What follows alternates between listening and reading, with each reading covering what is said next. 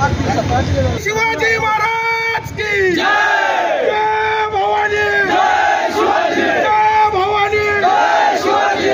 दादा तुम आगे बढ़ो, हम तुम्हारे साथ हैं। दादा तुम आगे बढ़ो, हम तुम्हारे साथ हैं। चलेंगे, महाराज की जय। मराठा समाज एवढा आक्रमक का झाला आहे?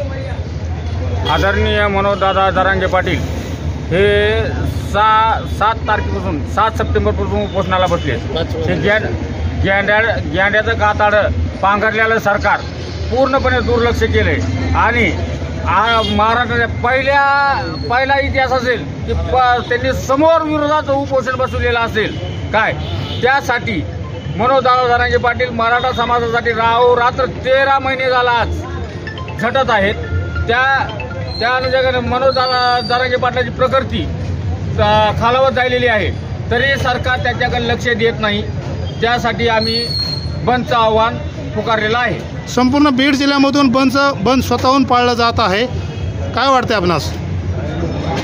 संपूर्ण बीड जिल्ह्यात सकल मराठा समाजाचे आराध्य दैवत मराठ्यांचे क्रांतीसूर्य आदरणीय मनोजदादा जरांगे पाटील यांना भेटायला आम्ही काल संध्याकाळी गेलो। खरंच माणूस हा जीवाची बाजी लावून लढत आहे, तर सकल मराठा समाजाच्या वतीनं आणि आंबेजोगाईला या ठिकाणी आम्ही उपजिल्हा अधिकारी कार्यालयात निवेदन देऊन रितसर पोलीस प्रशासनाच्या ह्याच्यात एक रॅली काढून सर्व समाज बांधवांनी आम्हाला या बंदला प्रचंड असा सहकार्य केलेलं आहे।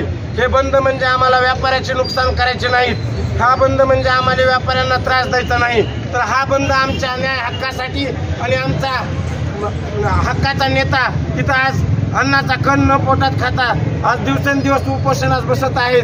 तर आज आदरणीय दादांच्या जर जीवाला धोका जर झाला तर या बंदवर भागून जमणार नाही, तर संपूर्ण महाराष्ट्र या ठिकाणी पेटून उठेल।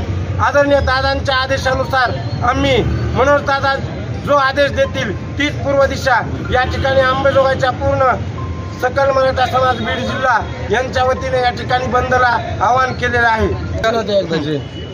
एक मराठा, एक मराठा, मनोजदादा तुम आगे बढ़ो, हम तुम्हारे साथ हैं।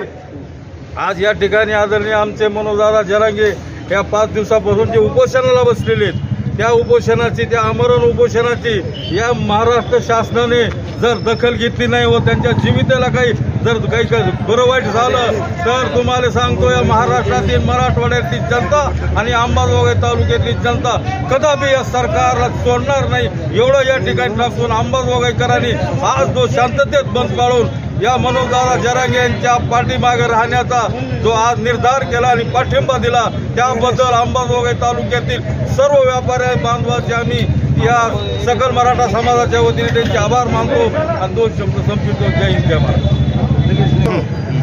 आज अंबेजोगाईकरांचे आम्ही धन्यवाद मानतो। माननीय दादा मराठा योद्धा जरांगे दादा पाटील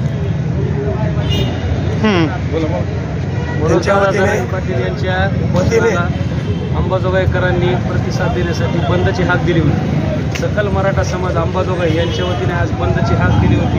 तर सर्व व्यापारी वर्ग, सर्व रस्त्यावरचे छोटे मोठे गाडे सगळ्यांनी आज बंदला उत्स्फूर्तपणे प्रतिसाद देऊन आम्हाला सहकार्य केल्याबद्दल धन्यवाद।